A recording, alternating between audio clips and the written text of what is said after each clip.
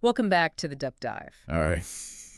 You guys have been sending in some pretty incredible stuff, and this one in particular has been requested a few times. It's an article from ColdFusion about the Post Office Horizon scandal. Okay.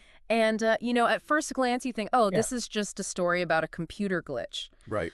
But it is so much more than that. Absolutely. This is a deep dive into a massive miscarriage of justice. Right. With profound human consequences. Yeah, absolutely. And that's what we're going to be unpacking today. So what really struck me right off the bat was just the scale of this and the duration. Yeah. It really This wasn't just like a one-off thing. This happened over decades. Yeah, for sure. And it affected thousands of people. Right.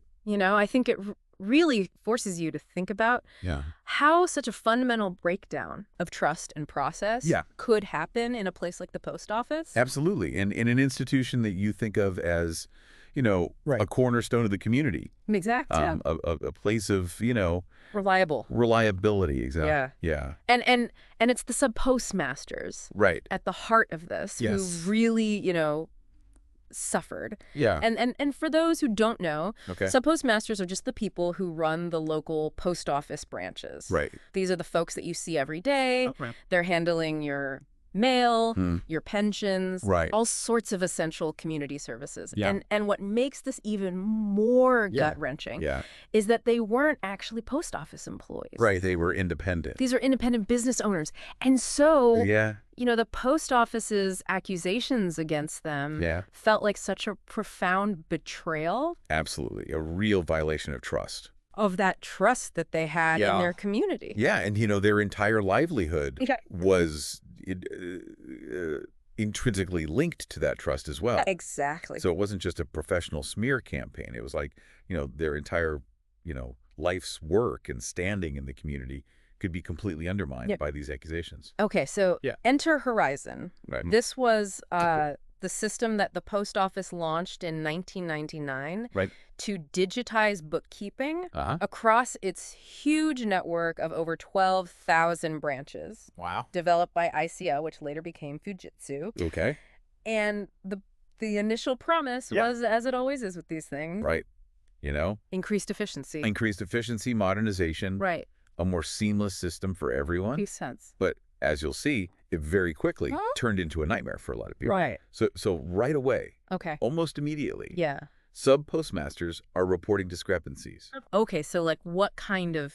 Everything from small imbalances to huge, inexplicable shortfalls. Okay, so like what, like a few pounds? Yeah, a few pounds to tens of thousands. To tens of thousands, wow. And this is where I think it really gets interesting. Okay. Because despite these reports coming, the post office just dug in its heels and insisted that Horizon was flawless. So they're just like, no. Yeah. We're right, you're wrong. Yeah. Basically. The system's perfect. Wow. There's no way it could be wrong. That's a bold stance to take. It is. Especially when you've got, all these people that you ostensibly trust saying like, hey, something's not right here. Yeah. And and you're just like. And this unwavering stance. Yeah. This refusal to even consider the possibility of error is what I think is one of the most damaging and perplexing parts of this. Yeah. So as we go through this, you'll see that it wasn't just about, a few software bugs causing headaches for these local business owners. Right. The evidence really points to a potential cover-up. Oh, wow. A deliberate effort to protect the system's reputation. Okay. And meanwhile, the human cost is just mounting and mounting. Right, and becoming increasingly devastating. Yeah. Yeah. So let's get into the technical stuff a little bit. Okay. What exactly was wrong with Horizon? Well, according to the ColdFusion article that you sent in, the system was just riddled with bugs. Oh, okay. And we're not talking about like little, cosmetic bugs. We're talking about flaws that were directly causing these phantom shortfalls. Right. In the sub-postmasters accounts. This wasn't user error. Right. This wasn't like, the sub-postmasters doing something wrong. Right. The system itself was generating these errors. Yeah. And the descriptions of this system from insiders are just brutal. I mean, they call it a mess. Okay. Worse than anything they'd seen in decades of work. Wow. And then you got this internal report saying that the developers lacked an understanding of elementary mathematics. Oh, my goodness. So you've got these people who are building a financial accounting system that don't even understand basic math. Wow. So it's no wonder that it was riddled with errors. Yeah, that's a bit worrying. It is. When you think about the implications of that. Right. Yeah. And the human cost of this is just devastating. Yeah. I mean, it really is. Over 700 prosecutions. Wow. Imagine being accused of theft by the very community that you serve. Yeah. And over 200 of these sub-postmasters were actually sent to prison. For crimes they didn't commit. Yeah. Wow. Based on faulty data from this unreliable system. Yeah. And, you can only imagine, like,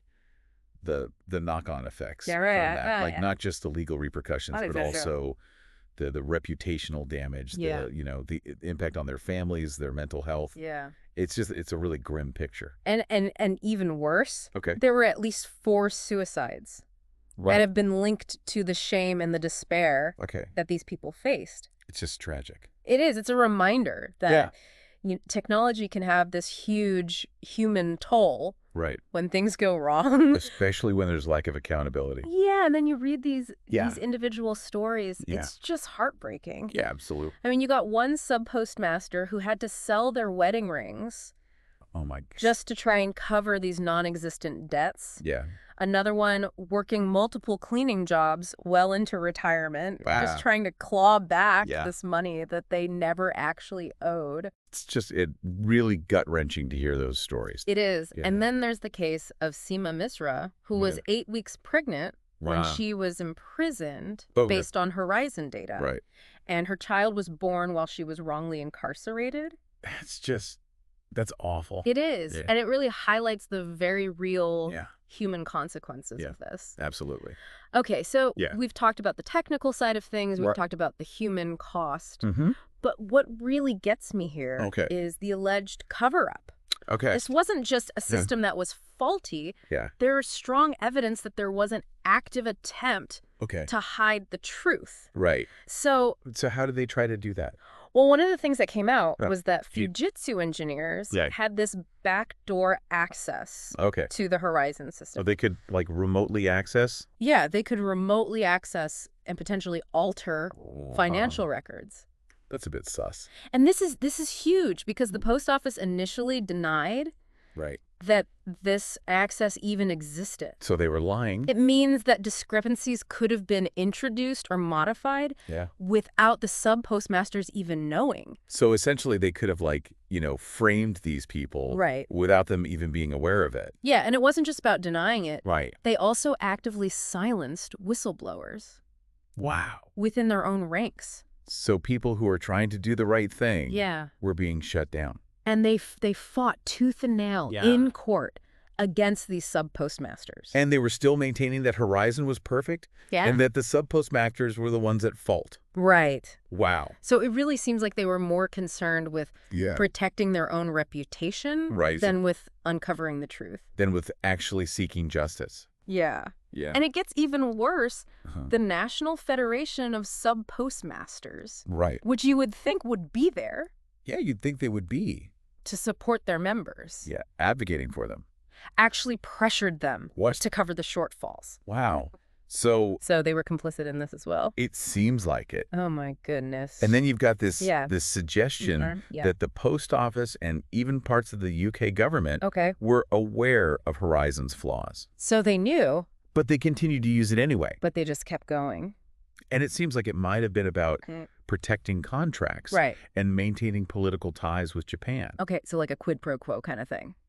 Yeah, possibly. Well. And then you have David McDonnell, who was a former Fujitsu manager. Okay. He describes Horizon as patching a sinking ship. Oh, my goodness. And he said that the coding practices were like the Wild West. So it was just like a complete mess. Yeah, so this really confirms that the system was fundamentally flawed. Right, and that they knew it. And that they knew it all along. Wow. But they didn't do anything about it. Yeah, and they continued to blame the sub-postmasters.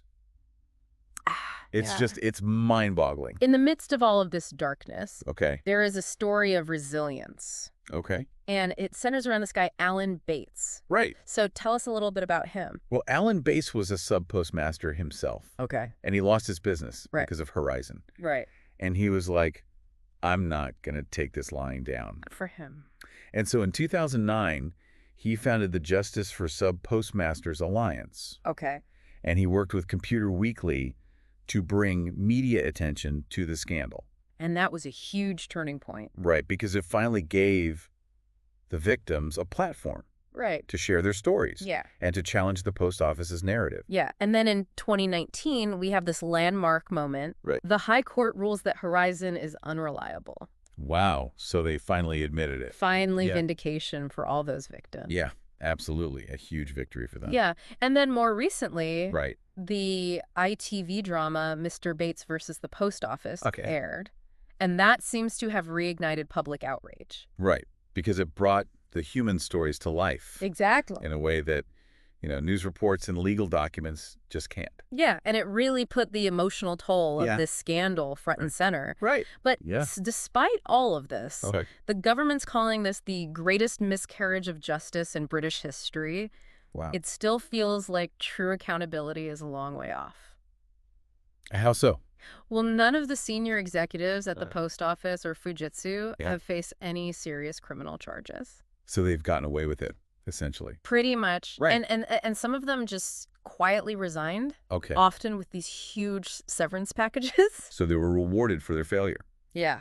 It's a real insult. Yeah. To the victims. Adds insult to injury. And then the fact that Fujitsu hasn't been banned from government contracts. You're kidding. Is just unbelievable to me. Despite everything that's happened. Yeah, despite all the evidence of the system's unreliability and the tampering with evidence. That's just unbelievable. And then you have the compensation figures. Yeah. $289 million paid out to 2,800 victims. Okay. Which sounds like a lot. Yeah. But when you consider that over 3,500 sub-postmasters experienced issues, and many are still waiting. And they've been waiting for years. For justice and financial restitution. Yeah. It just shows how slow Yeah. and often inadequate the process is. And how much they've had to fight for even this much. Right. Yeah. So yeah, it's a really complex and multifaceted issue. It is. With a lot of different layers to unpack.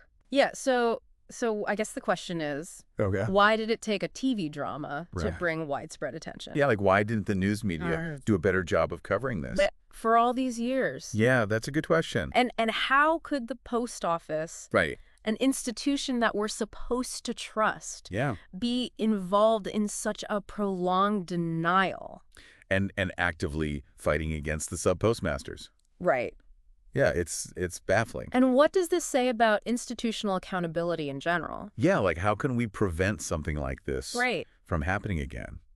And beyond all of that, you have to admire the resilience of these sub-postmasters. Yeah, absolutely. I mean, they fought for years against this much larger, more powerful entity. Yeah, it's really inspiring. It is. Yeah. And it also shows the dangers of blindly trusting technology. Right. I mean, just because a computer system generates some data doesn't mean that data is accurate. Yeah, we need to be more critical. Or truthful. Yeah, absolutely. And this raises questions about corporate responsibility. Right. When you have these companies that are providing essential public services like the post office, there's a huge amount of trust that's placed in them. Yeah. And when that trust is betrayed, the consequences can be devastating. Absolutely. And finally, this whole scandal really highlights how fragile justice can be.